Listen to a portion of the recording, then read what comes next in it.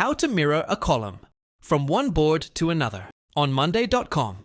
You can do this in 7 simple steps. 1. Open monday.com and navigate to the board where you want to mirror a column. Click on Add Column and select Mirror Column. 2. A window will appear, prompting you to connect a board. Choose the board that contains the original column you want to mirror. 3. Select the specific column you want to mirror, such as numbers, status, or dates, and confirm your selection. 4. If required, configure additional options, such as whether changes made on the mirrored board should reflect on the original board. 5.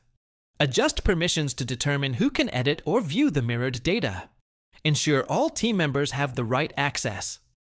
6. Test the mirror column by updating the original board and checking if the changes appear correctly on the mirrored board. 7. Save your settings, and now your mirrored column will automatically reflect updates from the linked board.